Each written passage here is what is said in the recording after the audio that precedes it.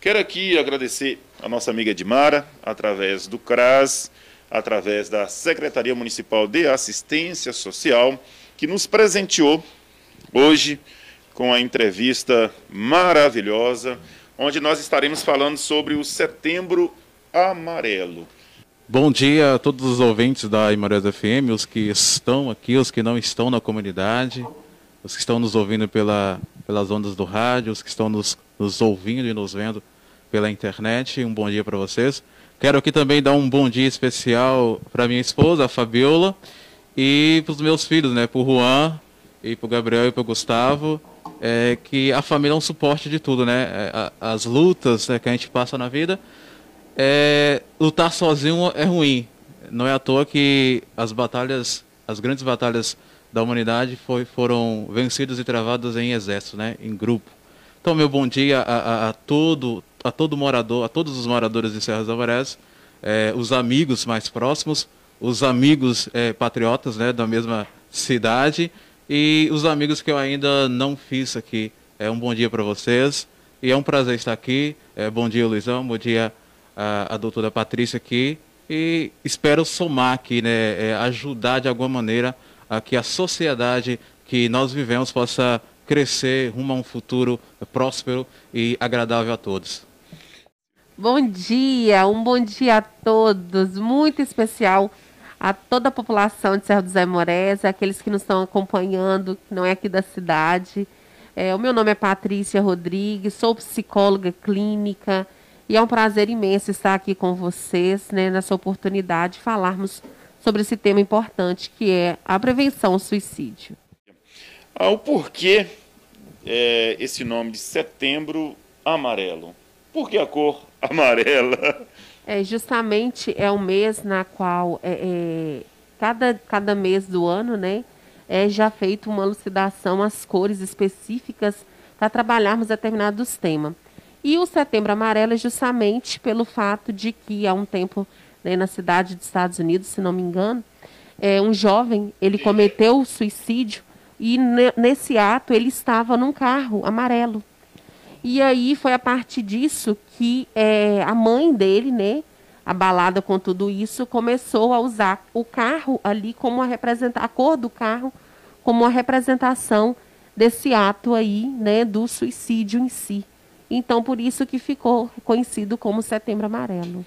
Obrigado. Doutora Patrícia, em que momento nós, pessoas da comunidade, possamos entender ou até mesmo saber que um familiar ele está caminhando para um suicídio ou caminhando para uma depressão? Como é que você identifica isso?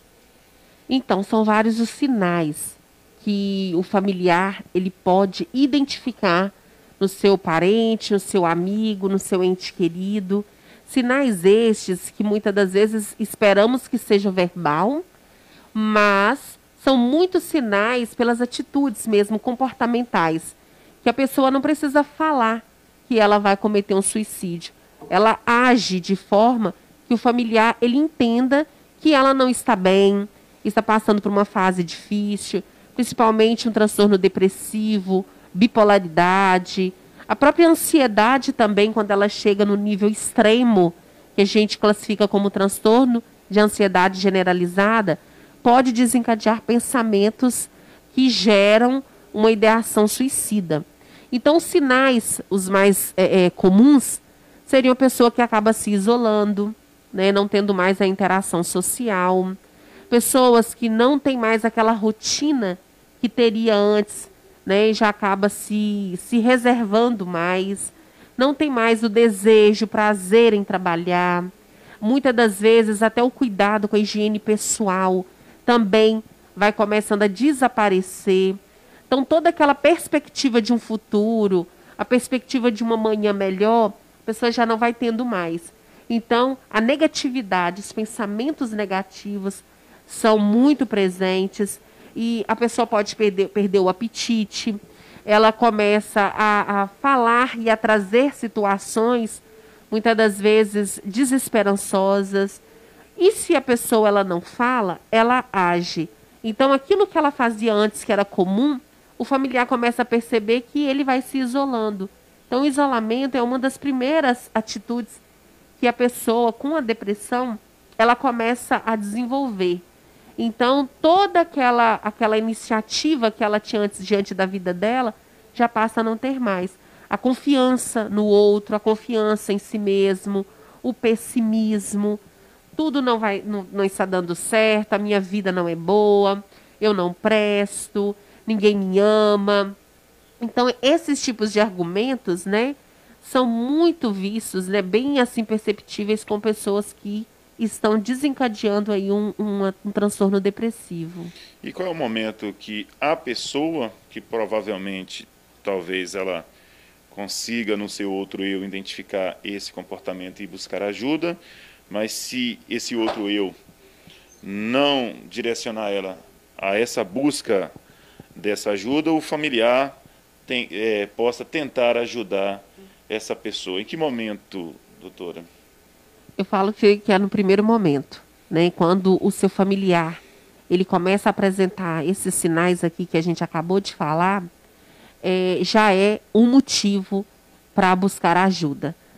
Todos os transtornos emocionais, mentais, quando ele é avaliado pelos profissionais especializados precocemente, nós temos um resultado maravilhoso de ajuda. Muitas das vezes o familiar, ele vai deixando a situação passar, o tempo vai prolongando, e aquilo que antes era apenas um receio de enfrentar uma realidade, começa a ser algo muito mais forte. E ficar mais difícil até para a própria pessoa que está vivendo a depressão, de ir e buscar ajuda. Então, quando o familiar ele observa que tanto a pessoa que é adulta, quanto a criança também, porque a criança também comete suicídio, quando já começa a perceber que seu filho ou seu familiar não está no ritmo normal da vida dele, é importante já começar a conscientizá-lo de buscar uma ajuda profissional.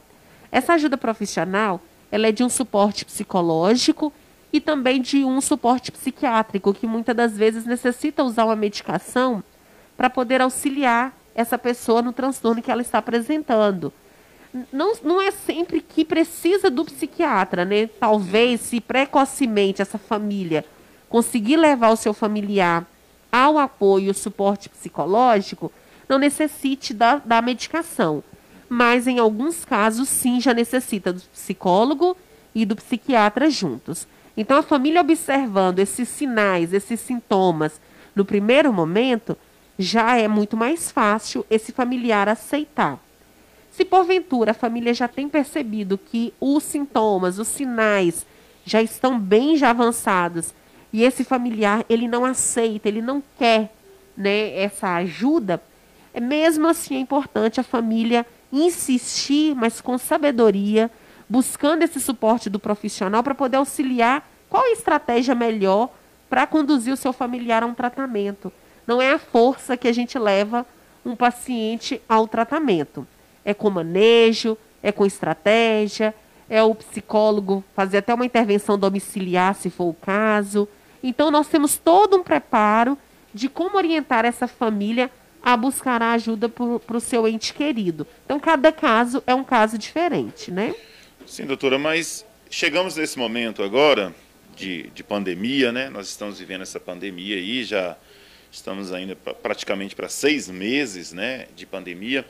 E este ano com Setembro Amarelo, essa prevenção ao suicídio, mas fica um pouco mais complicado agora para a gente, né? Porque nós já estamos vivendo aí um isolamento social.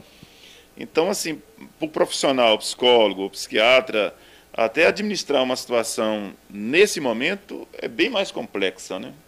Sim, é uma situação complexa, mas mesmo assim, tomando todos os cuidados, né, que nós devemos prevenir com relação ao coronavírus, mesmo assim, nós fazemos a nossa atuação, seja por meio de online, né, que seja por meio de orientação familiar virtual, ou até mesmo de fazer essa intervenção mesmo na casa do familiar, né, tendo todos os cuidados mesmo em relação à prevenção ao coronavírus. Então, não justifica estarmos passando por uma situação de pandemia, deixar o familiar sofrendo, né? Os acompanhamentos existem, as clínicas de saúde mental, as clínicas mesmo de saúde, elas estão funcionando para fazer o atendimento presencial, usando todos os cuidados possíveis. Doutora, daqui a pouquinho eu vou abrir espaço para que Vilso possa fazer uma pergunta também, na sequência, viu, Vilso? Já se prepara aí. Doutora, quando a gente olha o histórico, né, de pessoas que infelizmente tiraram suas vidas, e aí desde de uma pessoa com poder aquisitivo legal, que você imagina, fala assim, poxa, a minha vida próxima dessa vida dessa pessoa aí é nada, e essa pessoa com tudo isso cometeu suicídio, né? Carro, casa, viagem, dinheiro, enfim, pelo menos a gente imagina isso. E também a questão das famílias com pessoas mais humildes. Para nós, para gente que está de fora, a gente sempre vai olhar que os motivos que levaram essa pessoa mais simples, essa pessoa mais humilde, cometer suicídio, normalmente está ligada a questões financeiras, né? E quando é alguém de um poder aquisitivo maior, nós, pessoas da comunidade, sempre fica buscando respostas. Mas será por quê? Por que isso? Por que aquilo? Mas se é uma pessoa de poder aquisitivo mais baixo, a resposta já era, não, estava sofrendo, não tinha dinheiro, não estava isso e estava aquilo. Mas para o profissional que está acompanhando tanto essa pessoa mais simples quanto essa pessoa que tem um poder aquisitivo maior, existe realmente essa questão do financeiro, ou isso não importa, vai tentar de fato entender o que está acontecendo na cabeça da pessoa? Como é que é isso? Como é que funciona? Então, são diversos motivos que levam uma pessoa a cometer o ato suicida.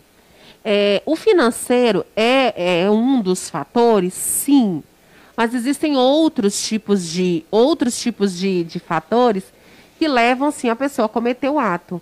Muitas das vezes, traumas psicológicos, outros também separações, transtornos envolvendo problemas de desenvolvimento na família.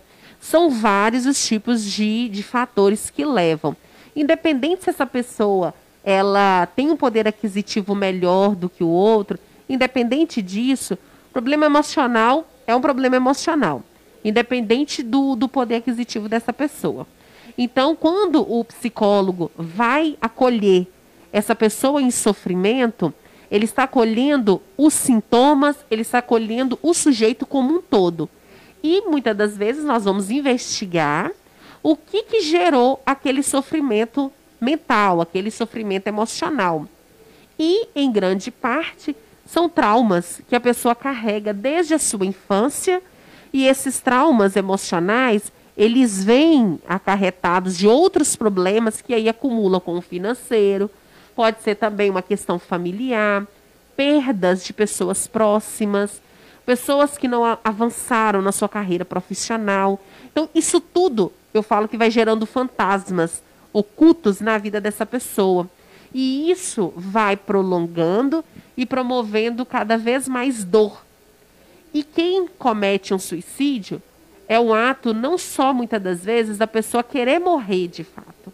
A gente tem que deixar muito claro aqui na nossa entrevista, que eu imagino que tem pessoas aqui nos ouvindo, nos assistindo, que devem ter passado por problemas parecidos em casa, ou estão vivendo aí com pessoas com depressão. Nós devemos respeitar essas pessoas, porque depressão não é preguiça, depressão não é falta de Deus, depressão não é porque a pessoa não tem pensamentos positivos na cabeça. A gente tem que parar com esse preconceito, porque a depressão ela é uma doença, ela é real, independente da sua espiritualidade, independente da sua crença, ela é uma doença. E nós temos que tratá-la com respeito, porque tem uma pessoa aí por detrás dessa doença. Então, uma pessoa com depressão, ela não é uma pessoa depressiva apenas porque ela é a depressão.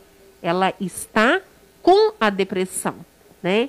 Então, a depressão, ela tem tratamento, ela não tem cura, né, infelizmente, mas ela tem tratamento e a pessoa ela consegue resolver os problemas que geraram a depressão, mas é algo que nós temos que ficar atentos pelo fato de que a vida segue, outros problemas vão acontecendo e essa pessoa que teve depressão há tantos anos atrás da sua vida pode desencadear um outro episódio depressivo. Então, por isso que a gente fala que a depressão ela não tem cura. Ela sempre está aí. Não quer dizer que ela vai ficar sendo manifestada para o resto da sua vida. Então, o familiar ele tem que ficar atento a esse comportamento, né, dessa pessoa, e o profissional especializado tem que ter esse olhar diferenciado para cada paciente que chega. Cada paciente tem uma demanda, tem a sua origem pelo seu sofrimento, e aí nós vamos avaliar onde originou e poder tratar, né, essa causa, essa origem da melhor forma possível. Fio, fica à vontade. É claro que a gente vamos, né, comentar aqui, mas a realidade de cada um, como a doutora falou aqui, é você chegar lá e identificar o causador, né, o que motivou, o que ativou ali a pessoa tomar aquela atitude. A gente falamos do suicídio, mas também tem as tentativas de suicídio, as que não dão certo. A questão que, aproveitando a palavra que a questão que o Luizão levantou sobre a questão financeira. Estudando um pouco sobre o assunto, que a área da psicologia é um pouco que eu gosto também, né, um curioso. Então, falando sobre esse assunto, o comentário de alguns artigos, comentário não, né? Dados científicos e tudo mais, comprovados, tabelas e por aí vai. Mostrando que nos países de primeiro mundo, a taxa de suicídio e tentativas são superiores aos demais, né? Por exemplo, você não vai encontrar na África números extraordinários de pessoas que cometeram ou tentaram suicídio. Então, não está necessariamente ligado a não ter recurso financeiro à questão do suicídio. Aquele ator Robin Williams, acho que é assim que fala o nome dele, eu não sei. Um cara desse famoso, cheio da grana, vamos dizer assim, um cara desse não precisava de nada a mais para conquistar, para ser feliz, e mesmo assim ele acabou cometendo, infelizmente, esse suicídio, atentou contra a própria vida. Então, o que eu quero perguntar aqui para a doutora Patrícia, se uma pessoa ela tenta o suicídio e ela não consegue, eu ouvi, né, mas eu gostaria de ouvir aqui com a doutora a questão, a pessoa que tenta e não consegue, ela diz o quê? O que ela diz depois, quando ela está diante de um profissional? Eu não sei se a doutora já atendeu alguém assim. O que a pessoa diz? Ela se arrependeu? O que ela diz? Qual é a sensação de ter sobrevivido à tentativa de suicídio? Deu para entender a pergunta, sim? Não, deu sim para entender. Pegando o gancho que você trouxe aí do ator, do Robin Williams, você falou certinho, viu? Obrigado. Mas assim, isso é importantíssimo a gente frisar, porque tem realmente vários atores, artistas famosos, milionários, que realmente cometem o suicídio de N formas, né? E muitas das vezes, quando fala assim, mas nossa, essa pessoa, ela não estava faltando nada na vida dela, por que ela cometeu isso? Nós temos que, lógico, os questionamentos são feitos, mas nós também temos que entender que pessoas, muitas das vezes, com poder aquisitivo muito alto, muitas das vezes são pessoas muito sozinhas. Pessoas estas que, para sair de casa, você precisa de um batalhão ali de pessoas para te fazer sua guarda. Então, pessoas que não têm uma vida social, como eu e você, que vamos ao supermercado, que vamos na rua fazer uma compra qualquer. Então, muitas das vezes, pessoas, né, nesse nível aí que a gente está falando, de um poder aquisitivo, não tem uma interação social que nós temos de fato. Então, são pessoas que sentem muita solidão. E é um ponto muito forte para desencadear uma depressão e até possibilitar um ato suicida. a solidão, as pessoas se sentirem carentes e não ter um amigo, não ter um familiar na qual ele confie, ou até mesmo é porque não tem. Então, isso vai acarretando cada vez mais a dor e um sofrimento, né? E com relação à pergunta também que você me falou, o que as pessoas que tentam suicídio, muitas das vezes não conseguem, o que eles relatam? Isso vai de cada caso. Isso vai para cada pessoa. Tem pessoas que realmente cometem a tentativa de suicídio, como eu disse anteriormente, não é para morrer, é para aliviar aquela dor. Pode ser que naquela tentativa ele não consiga e se arrependa do que fez, né? E já começa a compreender através de um tratamento psicológico que aquele ato cometido não era o melhor momento, não era a melhor solução para resolver a dor, para resolver o conflito. Então, eu atendo casos, sim, de pessoas que tentaram suicídio, eu atendo pessoas com depressão grave, com depressão moderada. Então, relato de pessoas que tentaram e não tiveram o sucesso do suicídio, vamos dizer assim, são pessoas que muitas das vezes eles se arrependeram. Temos casos de pessoas que tentaram suicídio, não conseguiu por alguma situação, por alguma ocorrência e tal, mas que ainda pensa em cometer um novo ato suicídio. Então, ou seja, temos pessoas que cometem o ato, que tentam cometer o ato e que se arrependem, e também tem pessoas que não deu certo aquele momento, mas que ainda pretendem fazer uma nova tentativa. Isso tem, assim, para todos os casos, por isso que o familiar, ele tem que acompanhar esse parente, esse ente querido, tem que dar esse suporte, porque não é que uma pessoa tentou um suicídio uma vez, ele não vai tentar novamente. Nós precisamos estar atentos às pessoas próximas a nós. E nada melhor, eu falo que a pandemia também trouxe esse ponto positivo, né? Hoje nós estamos mais em casa, hoje nós conseguimos fazer mais atividades em família. Então hoje tem pais que assustam em ver o tanto que os seus filhos ficam no aparelho celular, o tanto que os seus filhos não participam de atividades que poderia ser tão simples, que é um almoço, que é um lanche, um filme. Não conseguem assistir porque tem a sua série preferida e essa série não pode ficar de lado um pouquinho para acompanhar a família. Então a pandemia ela trouxe esse choque de realidade familiar. Então pais percebendo que seus filhos têm uma rotina que não é saudável, casais não tendo paciência um com o outro, tendo várias brigas, várias discussões em torno de diferenças que um tem, que o outro tem, também não aceita. Então, isso veio nos mostrar, com essa pandemia, que nós precisamos ter mais respeito e paciência um com o outro. E isso é um ponto fundamental para qualquer intervenção, que seja psicológica, que seja psiquiátrica. Eu falo que é o amor, é o respeito, porque as pessoas adoecem, nós adoecemos, e nós precisamos desse olhar de respeito para quem está principalmente do nosso lado. A primeira pergunta da Rubiane. Luiz, gostaria de saber quais as opções, orientação para pessoas que estão, de alguma maneira, deprimidas, deprimidas em casa. Como lidar? Sim. O que fazer? Qual o primeiro passo? Sim. Rubiane? Rubiane. Ei, Rubiane, prazer em falar com você. Muito importante a sua pergunta, que ela envolve praticamente todos nós que estamos mais em casa. Como fazer para lidar com episódios que ficamos deprimidos, né? De que forma podemos driblar isso aí? A gente tem que entender que ficarmos tristes é normal. A emoção tristeza todos nós temos. O que diferencia a tristeza da depressão é a intensidade, a frequência.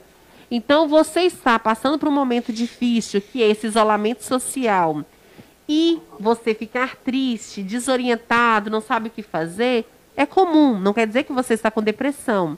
Mas a partir do momento que você vai vivendo aquela tristeza, já passou 15, 20 dias, um mês, está chorosa, tristeza profunda, sem vontade de fazer nada, apática mesmo, com os prazeres da vida que você tinha antes, mas bem mais amenos, mais tranquilos, não tendo mais aquele desejo, é sinal sim de uma possível depressão.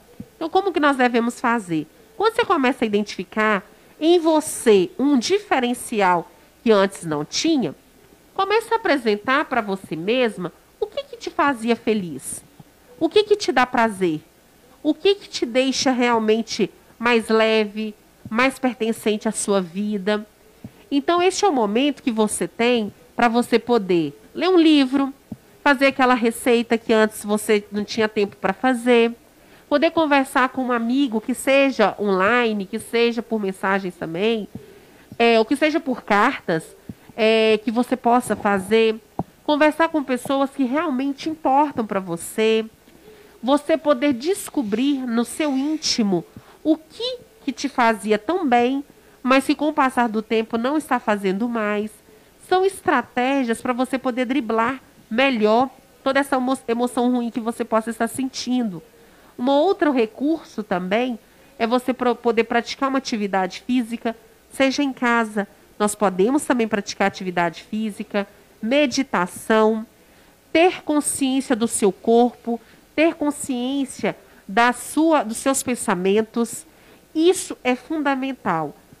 Seguindo esses passos aqui que eu estou te falando, você vai conseguir assim manusear as suas emoções e regular muito bem. A pergunta do Wagner, acho que vai na mesma linha da Edmara, mas vou fazer as duas que me parece que vai na mesma linha. A Edmara perguntou: Luiz, gostaria de saber se Patrícia já chegou a atender alguém, né, que seja por telefone ou pessoalmente, dizendo que ia, né, provocar esse suicídio, né? E como é que foi a intervenção? O Wagner, ele pergunta: Patrícia, como você se sente depois de atender um caso desse que tentaram o suicídio e não deu certo? Claro, graças a Deus. Como fica seu emocional? O seu, Patrícia, depois de ouvir coisas que leva, né, essa pessoa. Por isso, consegue chegar em casa e dormir bem, né, e etc. Boa pergunta, hein? Boa pergunta, né? Isso olha, inclusive, até os meus próprios clientes, eles muitas das vezes ficam preocupados, né? Uhum. Com a psicóloga aqui, porque eu atendo, né, de manhã, tarde e à noite, e aí eles se preocupam também, né? Patrícia, né, consegue desvincular um pouco daqui e tudo mais? Então, assim, Wagner, respondendo a sua pergunta particular, né, que aí já é com relação à minha pessoa, eu amo o que eu faço. Então, dezembro agora, já irão fazer aí 10 anos de profissão, né? Mas já são 12 anos de experiência clínica. Então, dá para a gente ter uma noção de muitos casos, muitas experiências positivas, outras que não deram tão certo, mas que foram fundamentais também para a carreira profissional. Então, respondendo a sua pergunta, quando você ama o que você faz, você é capacitada, é especialista no que você faz, eu, pelo menos, vou responder por mim, eu consigo desvincular do que é o meu trabalho como psicóloga e como é o meu trabalho na minha casa, com minha filha, com meu esposo. Então, é um trabalho mental que nós precisamos fazer enquanto terapeutas, de que a postura profissional é uma, e quando você vai para sua casa, é outra. Lógico que tem casos e outros casos que você estuda, que você busca estratégias para poder levar para a pessoa uma alternativa para ela melhorar a sua conduta de vida. Mas não é nada que vá me atrapalhar enquanto mãe, enquanto esposa, enquanto dona de casa. Isso eu consigo desvincular muito bem. Mas isso é feito através de muito treinamento, através da experiência também com a clínica. Então, nada melhor do que você estudar, ter experiência e conseguir separar quem é psicóloga e quem é a pessoa Patrícia. Respondendo a pergunta da Edmara, eu já atendi sim pessoas que vêm de inúmeras tentativas de suicídio. Não atendi online, eu já atendo pessoalmente e não faço um atendimento somente com a pessoa ali. Eu faço atendimento com a pessoa individual e faço também um suporte familiar para orientação das famílias acerca de como lidar com essa pessoa que está ali em casa. Então, é uma situação muito delicada, porque lógico que o psicólogo também é um ser humano, então a gente também preocupa. Nós sofremos também, mas de uma forma diferente, né? Eu não posso sofrer junto com o meu paciente ali, porque senão eu não vou ajudá-lo. Eu preciso ser uma ponte para auxiliá-lo a ele resolver aquele conflito. Então, já atendi sim. Tem todo um desgaste no sentido emocional, porque você lidar com uma pessoa que não vê luz no final do túnel, é uma sensação de que você tem uma responsabilidade para mostrar para aquela pessoa que existe uma luz, existe solução, tem solução. Talvez não seja da forma que aquela pessoa idealizou, mas tem uma solução para cada problema. Eu falo que só não temos para a morte, mas o restante tudo a gente dá um jeito para compreender, para entender, para resolver. Ou se a gente não resolver, pelo menos a gente compreende aquilo ali. Então, já tive sim essas intervenções com o paciente e com a família em conjunto, né? É uma experiência para o profissional de psicologia fundamental, porque cada caso são casos complexos, né? Então, mas ao mesmo tempo é um desafio. É um desafio poder lidar com o sofrimento do outro e poder ajudá-lo da melhor forma que o profissional também puder encontrar. Wilson, fique à vontade. Olha, dentro dessas perguntas aí, a gente vai ouvindo e vai aprendendo muito com a doutora aqui, e refletindo, né, tentando pensar um pouco sobre o assunto. Eu lembrei aqui do padre Fábio de Mello. Ele citou uma situação dessa, ocorrida com ele, de questão de família, né? Uma irmã que cometeu suicídio. E a conversa é o seguinte: você chega ali para aquela pessoa e dá conselho, conversa, fala. Às vezes, assim, você entende, né, de alguma forma, que a pessoa está querendo só chamar atenção, querer aparecer. Muitas pessoas relatam isso. E depois você acredita que aquela pessoa não vai fazer isso. É o que ele falou. Ele tinha dado conselhos e tal, e começou a brincar de certa forma. Se você vai se matar, então eu vou te dar uma arma para você se matar. E acabou que aquela pessoa que ele acreditava que não ia fazer tal coisa, que era só chamar a atenção, cometeu o suicídio. Então, a questão que eu vi quando eu olhei um pouco sobre o assunto, os profissionais da área sempre estão dizendo isso aqui que a doutora falou.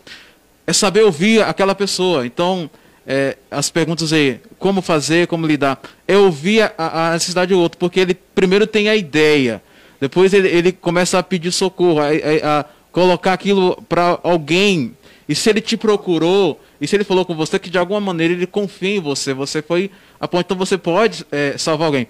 E eu, né, olhando um pouco sobre esse assunto também, estudando um pouco, eu sei que é previsto, existe leis que dizem que você que induz alguém ao suicídio, você que é conivente, você que não faz nada, você que brinca, né, comete o bullying e leva aquela pessoa a cometer o suicídio, a tentar ou a se mutilar, é previsto por lei também que aquela pessoa seja punida por tal coisa, por fazer essa maldade. Então, dentro dessas perguntas, eu queria lançar mais uma pequena pergunta para a doutora. Quando a doutora atende alguém lá, e que a doutora percebe que ela foi motivada, incentivada por outro, ou ela não foi atendida como deveria ser, qual é a ação a se tomar?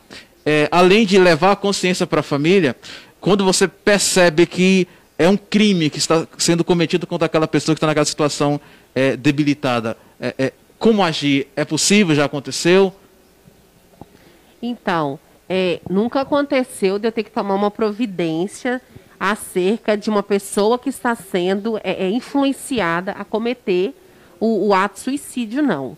Mas, né, se porventura chegar ao ponto de acontecer, o principal papel do terapeuta é conscientizar aquela pessoa, né, que está ali, o paciente, do que levou, de que forma essa influência chegou de forma tão poderosa sobre o seu emocional, que desencadeou essa tentativa de suicídio. Conscientizar essa pessoa é o primeiro passo. E alertar a família do que de fato aconteceu, para que a família possa realmente entrar com as providências. E o psicólogo ele vai estar dando suporte.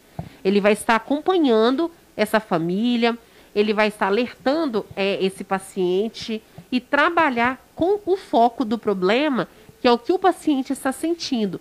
Conscientizando esse paciente acerca dessas má influências, o paciente ele vai estar potencializado e habilitado a ele mesmo controlar suas emoções, para que a pessoa que está influenciando não mais faça isso. Se porventura isso for além e ele de fato fizer e não conseguir ter esse controle, dependendo de como ele está, é de responsabilidade do profissional estar capacitando e orientando essa família. E dependendo das providências que a família ela vir a ter, o profissional pode também dar esse suporte. Quando eu falo de algo mais grave, se tiver que fazer uma intervenção jurídica, por exemplo, o psicólogo faz uma intervenção através de um relatório, através até mesmo de ser ouvido pela justiça, que seja, do que está acontecendo com o seu paciente. Então, isso depende de cada porque, caso. doutora, a consciência... não sei, eu acredito que é assim no geral. Nós aprendemos que tem a questão da ética médica, né? Por isso a pergunta. O profissional ele pode intervir ali, porque existe uma lei. Como a lei vai ficar sabendo? Então, o que a doutora falou aí é que você tem um processo até chegar a esse nível, né? De ter que procurar a autoridade falar sobre o assunto. Aí, doutora, tipo assim... Eu tenho uma pessoa, talvez, né, é possível que aqui em César Moraes tenha alguém que está com alguém dentro do seu círculo familiar, que está nesse nível aí de tentar contra a própria vida, numa depressão profunda, e aprendemos também que não é só a depressão que leva a isso, um trauma não esperado, a perda de um pai, a questão financeira, perdeu tudo que tinha, leva aquela pessoa a dar uma queda na sua depressão ali, cair o seu ânimo. Então, eu tenho uma pessoa dessa que como eu citei aqui o padre Fábio de Mello, ele disse que falava várias vezes, sai dessa, e dava conselhos, e essa pessoa não ouvia, e acabou desistindo dela, de certa maneira. Deve ter alguém que está aí passando por isso, tenta de tudo, faz a comida que a pessoa gosta, chama para sair, vamos orar, vamos, sei lá, dançar, e não está surgindo efeito. Como fazer, então? Desistir dessa pessoa, procurar um profissional, como foi citado aqui, bem esclarecido. No primeiro momento. Mas as pessoas acabam deixando, na maioria das vezes, para o último momento, por quê? Não tem o conhecimento, como nós aprendemos aqui, temos que buscar esse conhecimento, é por isso que estamos aqui, para de alguma maneira falar e contribuir com as pessoas possam ter um lugar para ir, a quem procurar. Então, a questão a se levantar. A pessoa está ali, passando por aquilo, você está tentando, as famílias, principalmente as famílias do interior, não tem tanto conhecimento, tanto conteúdo, e aí ele chega a pensar que é falta de fé, chega a pensar que é só para se aparecer.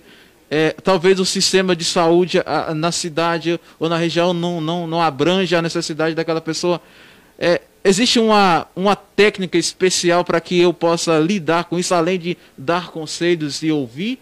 Ou tem que se procurar algum meio, não necessariamente só comigo, mas os gestores em geral, a sociedade ativa que leva o bem-estar, aqueles que foram eleitos, essas noções, elas têm que ser passadas como campanhas, como foi citado aqui, o Setembro Amarelo. Eu pensava que era a questão do semáforo, né, que dá alusão, mas eu entendi também que é prestar atenção, não é isso? Não, você falou muito bem, né? Primeira técnica que eu falo que precisa existir é o respeito. É o olhar para o próximo sem julgamento, né? É você olhar para a pessoa em sofrimento e prestar a sua escuta sem falar para essa pessoa que é falta de Deus, que é preguiça. Levanta dessa cama, você tem que comer, você tem que tomar banho. Se a pessoa ela está em sofrimento, ela não consegue fazer isso. E ela pode entender que você está impondo algo para ela como se ela de fato não quisesse muitas pessoas que vivem uma depressão, elas querem sair desse transtorno. Por isso que é importante uma intervenção medicamentosa. Muitas das vezes, dependendo do grau da depressão, somente uma intervenção psicológica não vai ser o suficiente. E aí necessita, né, os postos de saúde, os médicos que estão ali sendo referências, os enfermeiros, a assistência social também, com a ajuda das pessoas que vão na sua casa, com a orientação também da família que é dado, para que possa fazer essa mediação com essa família que está em desespero, procurar uma intervenção médica para chegar ao ponto da medicação. Porque se não tiver uma intervenção medicamentosa, só o discurso da família, essa atenção que nós estamos falando aqui que precisa ser dado, não vai ser o suficiente. Ainda é pouco, dependendo do grau da depressão dessa pessoa. Então, é importante esse momento aqui que nós estamos vivendo, que é falar sobre o suicídio e, principalmente, nós estamos falando de prevenção. Nós estamos falando de estratégias para essa família lidar com pessoas que estão em sofrimento, principalmente as políticas públicas, para fazer campanhas não só em setembro. São campanhas que precisariam ser realizadas nas escolas, nas igrejas, nos comércios, nas ruas. Então, aqui na rádio, isso é muito importante, muitos ouvintes aqui neste momento, mas que a política pública de cada local pudesse ficar atento a esse comportamento de pessoas, tanto jovens, quanto também de pessoas adultas, crianças também, que passam por muitos sofrimentos, principalmente o bullying nas escolas, gera muita ideação suicida. Então, essa atenção, ela é necessária. E quando acontece, igual eu falei, da família ter feito de tudo e não estar conseguindo, é acionar mesmo, não ter vergonha, é acionar o sistema de saúde, é procurar ajuda psiquiátrica mesmo para a introdução aí de uma medicação. Doutora, nós estamos falando das questões que há a possibilidade da gente identificar elas, né? Setembro Amarelo, nesse momento agora mesmo de pandemia, nós estamos mais próximo dos familiares, enfim. Mas se a gente fazer levantar um histórico aqui da nossa comunidade, por exemplo, a gente voltar um pouquinho mais para o passado, a gente vai identificar que houve e aconteceu alguns suicídios e talvez de pessoas que não tinham nenhum histórico de depressão. Você não enxergava e não identificava nele nenhum histórico de depressão. Mas houve uma perda, normalmente perda amorosa. O relacionamento começa a não dar certo e, infelizmente, tanto homem ou mulher, né, muitas vezes se apega demais ao outro, né? É aquela questão da posse, né, do meu. Então, nessa perda, quando acontece essa perda, essa pessoa talvez encontra a solução para atingir o outro, cometer o suicídio, e muitas vezes não só o seu próprio suicídio, como tem alguns casos aí, na literatura, digamos assim, né, Edmara, que leva a outros, né, o filho, por exemplo. Agora, há pouco tempo atrás, um pai botou os filhos no carro e bateu de frente com a carreta. Então, assim, eu acho que fica até um pouco mais complicado os familiares entender ou enxergar isso, né? Porque como que vai monitorar para identificar, né? Eu acho que poderia deixar também uma palavra aí, porque nós estamos em Serras Amoreiras e aqui o índice, não vou dizer o índice de tentativa de suicídio, mas o índice de pessoas com depressão, ou pessoas que falam que estão com depressão, e eu mesmo converso com muita gente, a pessoa, eu acho, né, que estou com depressão, ou então eu vou ficar com depressão. Aí eu falo assim, será que a pessoa já está identificando esse comportamento? Ela já está se autodescobrindo que há essa possibilidade dela ficar com depressão? E o que realmente é uma depressão, né, Edmara? O que é depressão? Que palavra é essa? O que significa isso? Porque a gente ouve muito e falamos muito sobre o assunto, mas nós não sabemos o real significado da depressão e como que vamos lidar nesses casos, principalmente de perdas amorosas. Perdeu hoje, amanhã a pessoa quer resolver aquela questão porque quer atingir o outro e a melhor maneira que ela encontra é tirar sua própria vida. São vários tipos de perdas, né, amorosas. Perdas amorosas, seja essa por uma traição, ou até mesmo perdas amorosas por uma fatalidade. Então, a gente tem que entender que tipo de perda é essa e como que a pessoa que está aqui, ela lida com essas perdas, né? O que eu oriento sempre é que quando você envolve num relacionamento, você tem que entender que você é você e o outro é o outro. Nós estamos sujeitos sim a perder pessoas, estamos realmente, eu falo que cada dia que passa nós vamos envelhecendo, nós vamos morrendo um pouquinho, porque nós estamos com vida. E quando você perde alguém, você tem que entender que nível de porcentagem que você se doou para aquela pessoa. Muitas das vezes no relacionamento você doou 100% e o outro vai embora, foi você também. Então, relacionamento, nós precisamos entender que ele complementa, ele não completa. O que te completa é você mesmo. O relacionamento, ele complementa você a ser mais feliz, ser mais próspero. Então, tudo é o ser mais. Quando ele diminui, já não está legal, né? Já não é um relacionamento saudável. Então, muitas das vezes, quando uma pessoa que não teve esses outros sinais que nós falamos aqui, e que, vamos colocar do nada, cometeu um ato do suicídio, e aí as pessoas se perguntam, né, mas o que houve? Essa pessoa não tinha dado nenhum tipo de comportamento que mostrasse que cometeria um suicídio. Mas a gente tem que entender que cada um tem a sua particularidade. Muitas das vezes você aí em casa está sofrendo e não demonstra que está sofrendo. Quantas pessoas passam por problemas familiares ou até mesmo problemas com ele mesmo? A gente pode citar aqui problemas com relação à sua identificação sexual. Quantas pessoas são homossexuais, mas não podem, não conseguem falar para a família que são homossexuais pelo medo do julgamento, pelo medo também do preconceito. Então acabam vivendo esse sofrimento interno, não transmite para os outros que estão vivendo esse sofrimento, mas que de fato estão sofrendo e muito. Então, a gente não pode, muitas das vezes, questionar, tipo, por que levou? Essa pessoa sabe o que deixou ela mal, mas não transparece que está mal. Então, acontecem essas fatalidades e a gente fica perguntando, né? O que houve, o que aconteceu. Nós temos uma participação aqui de uma amiga da comunidade ou fora da comunidade. Ela está falando o seguinte: é muito difícil para mim expor esta situação. Já tentei o suicídio. Isso faz alguns anos.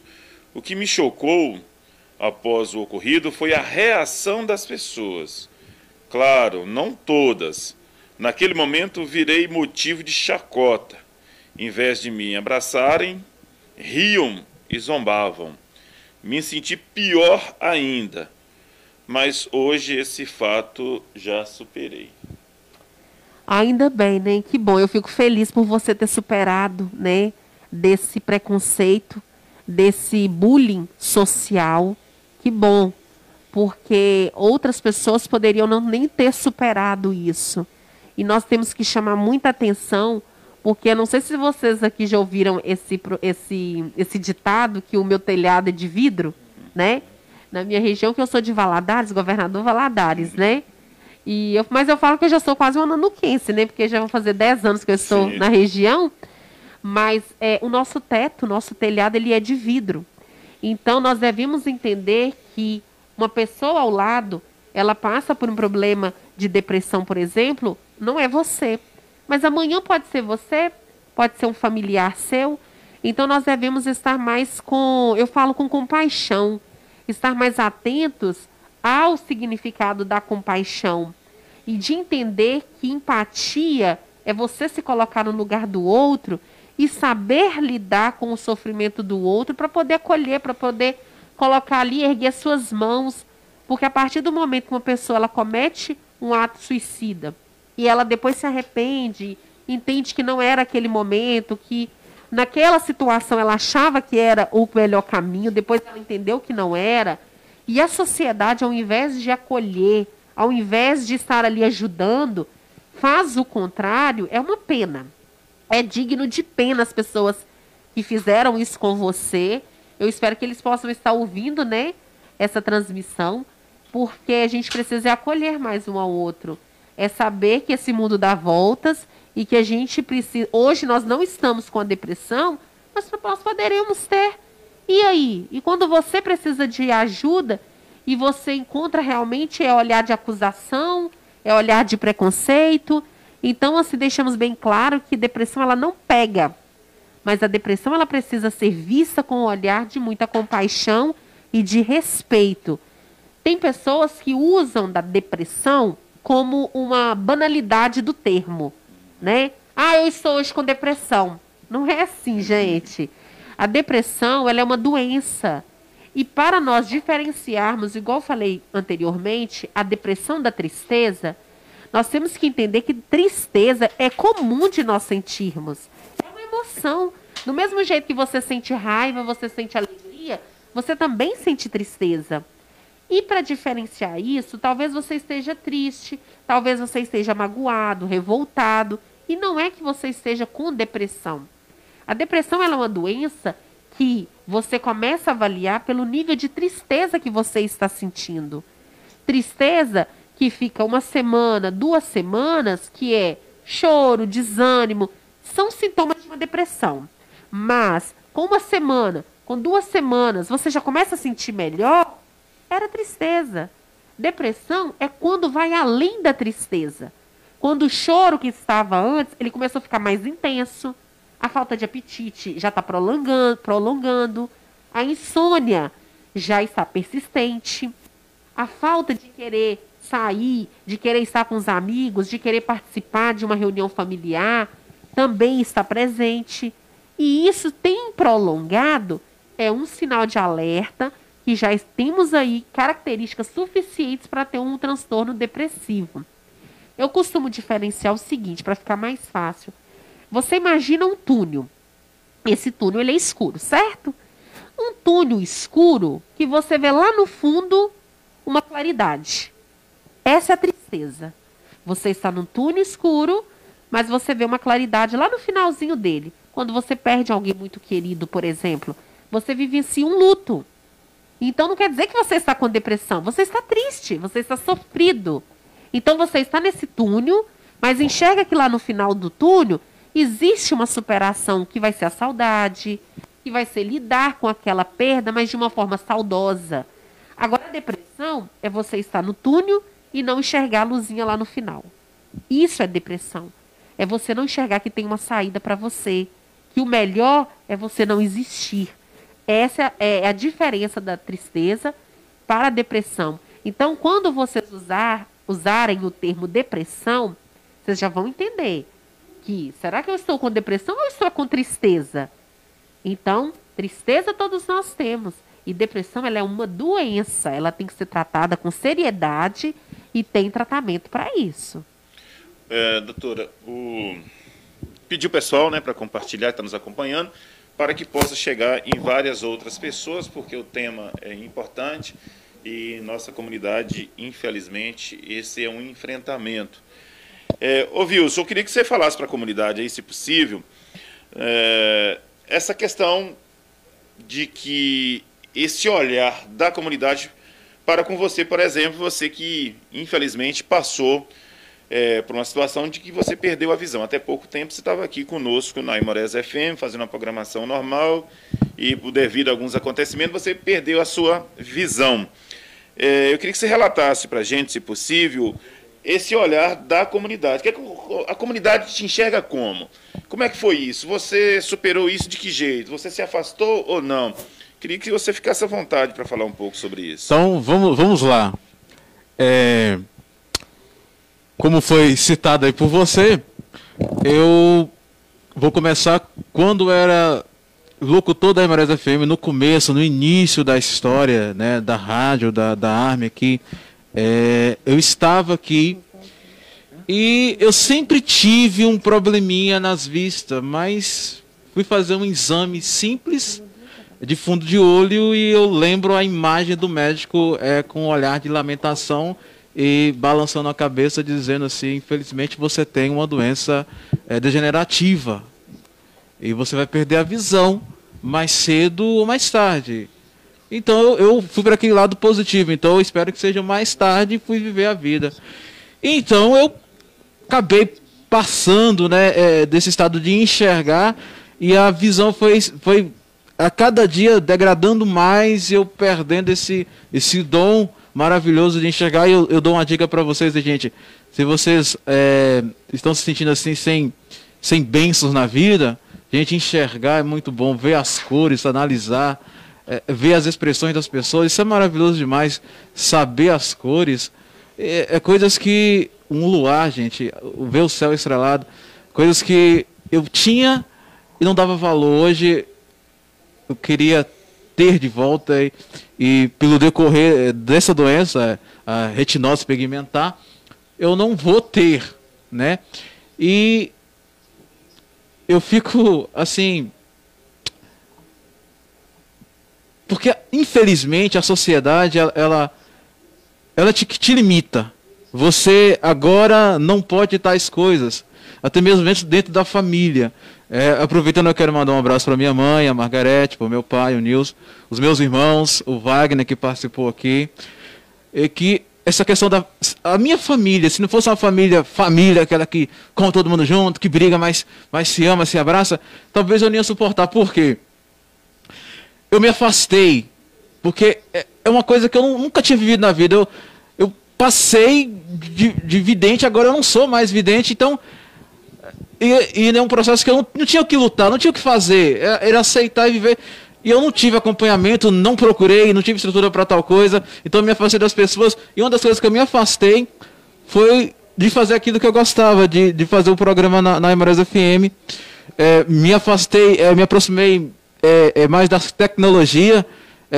Também é claro que a tecnologia, que foi uma coisa que foi criada para diminuir distâncias, aproximar pessoas, dar mais conteúdo, também acaba essas novas tecnologias fazendo a pessoa ficar antissocial, né? Se afastar. Então, no meu tempo ali, o que eu gostava de fazer, no meu sentido, eu vou aproveitar a vista que eu ainda tenho, distorcida. Eu vou para a televisão e vou para o videogame. Então, eu me afastei, fui para dentro de casa, vivi assim. E aí, eu fui perdendo as coisas que eu tinha, a vergonha de sair na rua e não reconhecer alguém. E as pessoas muitas vezes são cruéis porque ver você andar um dia chuvoso e você pisa num buraco ou outro. Eu já ouvi comentário atrás de mim, tá bêbado, sabe? As pessoas não analisam a situação. Então, eu passei por coisinhas assim que foram me deprimindo. E eu não vou dizer que eu planejei um suicídio, mas eu pensei assim, talvez viver não é a melhor coisa, sabe? Eu falei assim, eu falava comigo mesmo, quando eu via esses casos, uma pessoa, vou usar a palavra chula aqui, mas essas pessoas que fazem isso consigo mesmo são loucas. Mas eu, como a doutora falou aqui, eu passei por uma situação traumática, aquilo que eu não esperava para a minha vida, e eu tive que lidar com isso, não tive apoio.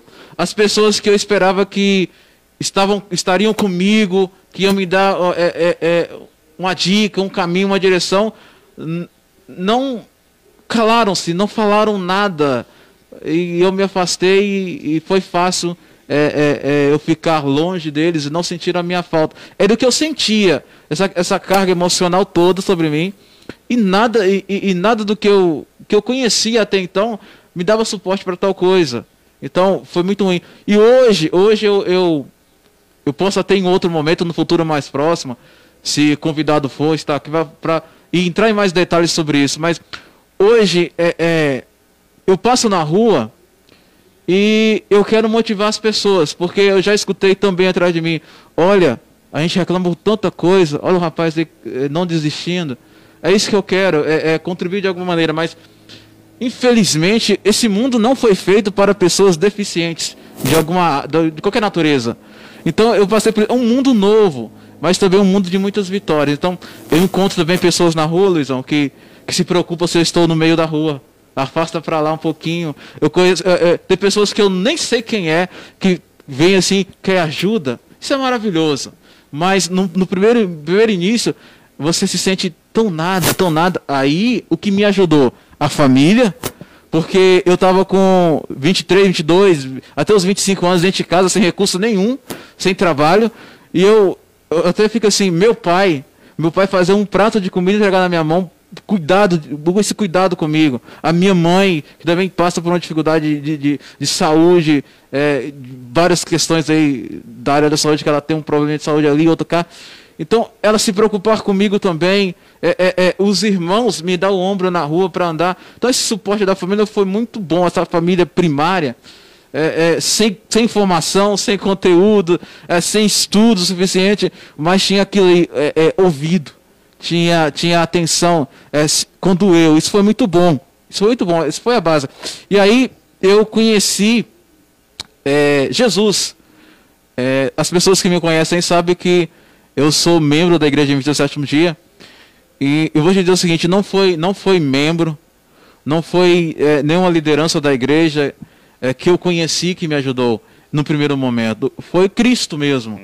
A igreja aqui tinha um projeto na época de colocar um canal chamado Novo Tempo. E eu sempre gostei de assistir coisas que trouxesse a mim algum tipo de conteúdo de informação.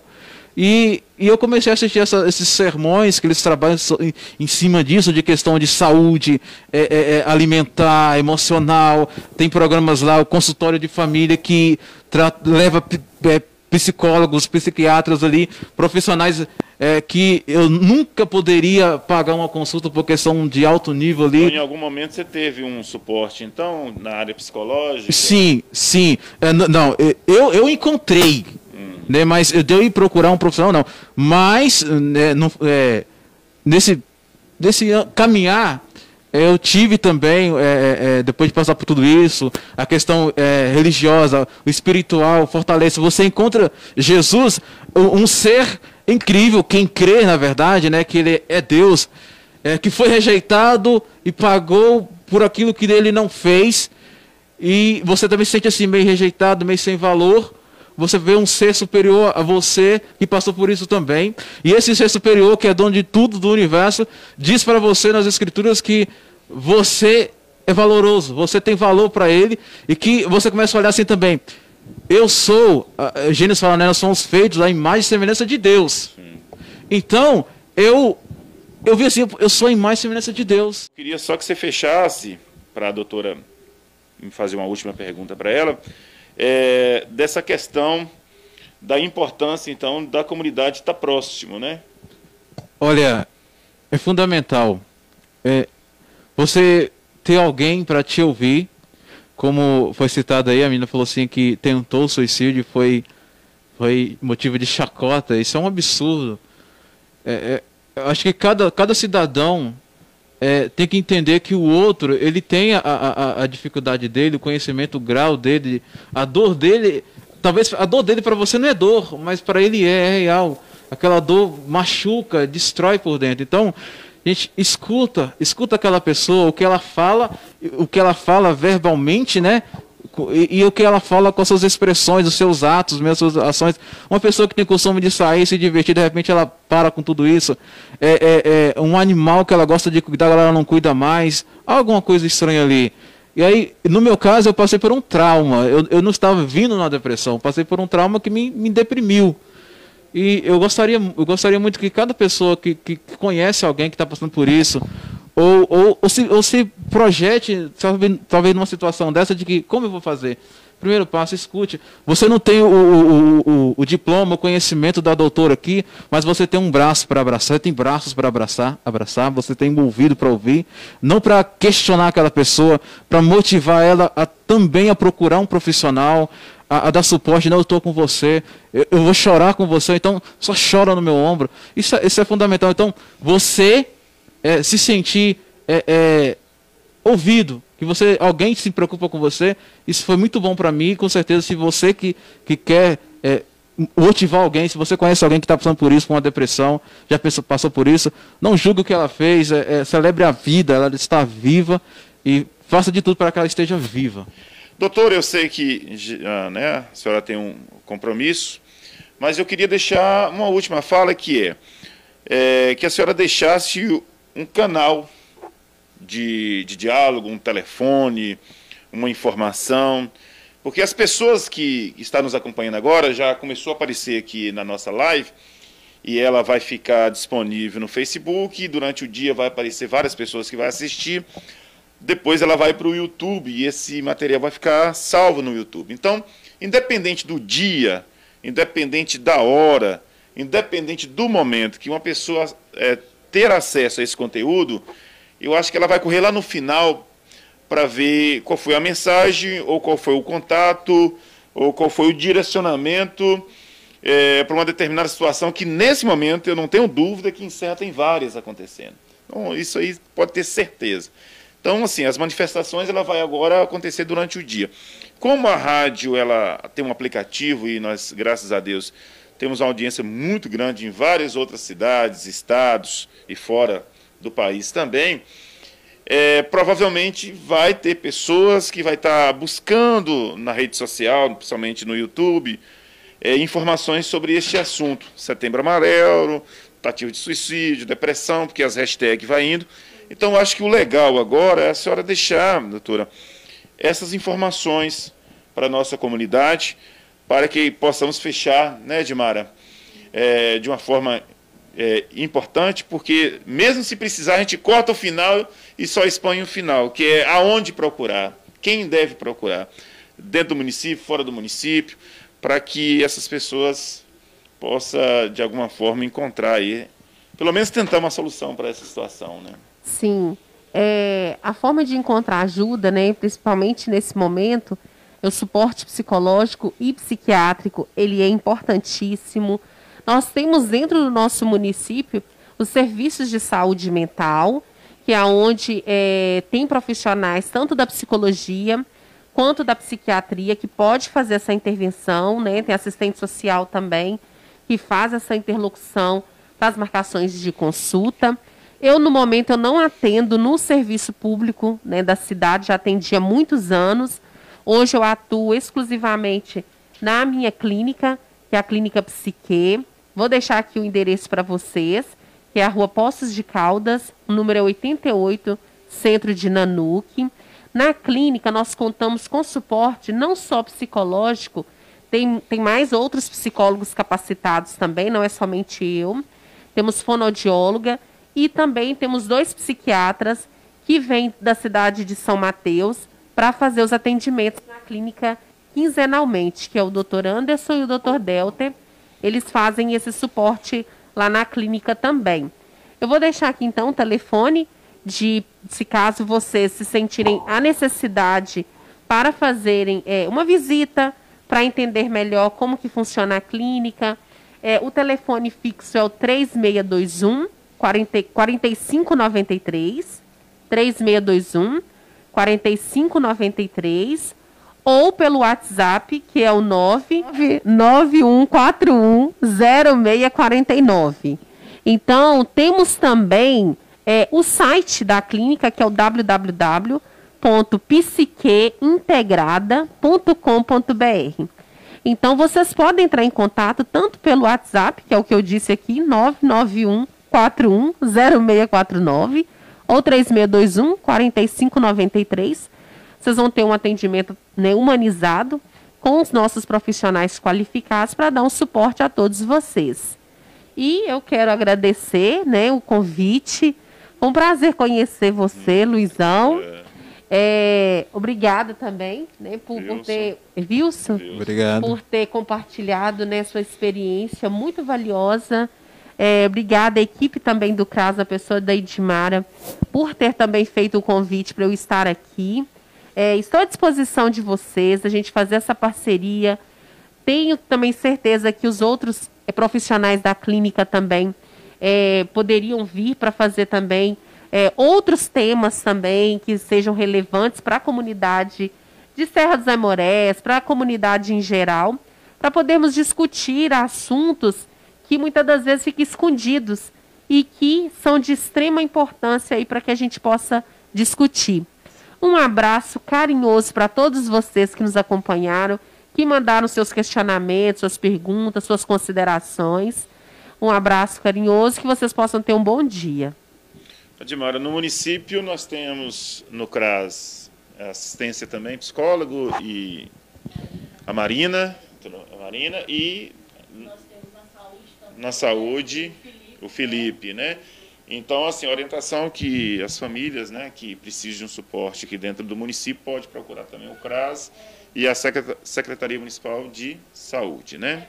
Eu acho que só a oportunidade de sentar, né, com o psicólogo e conversar já alivia muita coisa, né?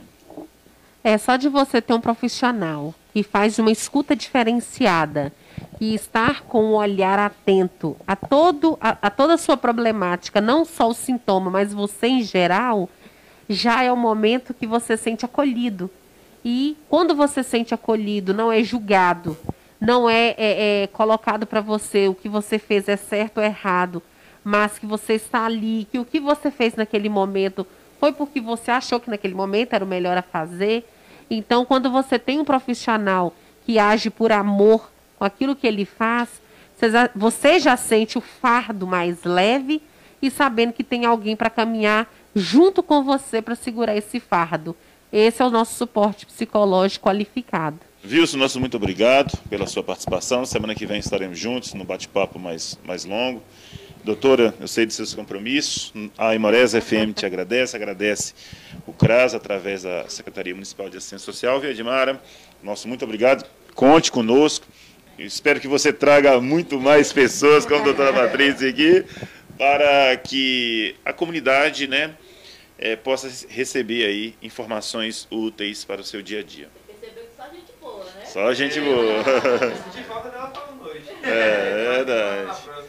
Wilson, obrigado. Doutor, Obrigado Eu que agradeço, pela oportunidade. obrigada. A Imorés FM 104,9. Compartilhe aí para que essa informações possam chegar em outras pessoas.